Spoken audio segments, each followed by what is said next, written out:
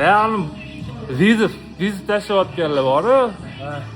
U biz ahmoq emasmiz-ku, vizit tashlasa qabul qilib 4 ta 5 ta video qilsa, ana provokatsiyasiga uchmaymiz-ku uni.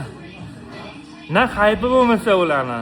Hech kim tanimasa, kommunikatsiyaga tashlagan, odilxonlarga tashlagan, kimlar rossiyalik tamayapmi? ular hech kim bizni qilmagan va tushunaymi o'sha uchun nima qilishgan? Qarasa sanda bor. Yana osilib ko'ryapti yana. Yana osilib ko'ryapti, bo'lmayapti. Nima qiladi? O'zini ishini qilolmaydi. Qattiq yurgan bo'lsa ham hamma o'zini ishidan qolmas, hamma o'zini ishidan. Yo, просто qiziqayotgan bo'lsa, zalga kelsa, просто takka tekinga ham uraveramiz bunaqa bolalarni. Lekin misol uchun hamma narsani o'zining yo'l yo'rig'i, qonun qoidasi bor.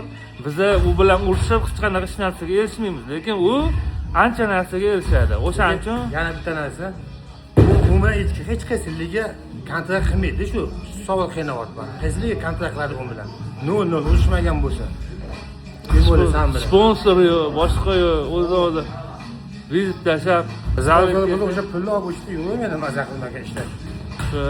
Tavaqani tanlaman deyapti, mayli qo'yaver. Ketadi.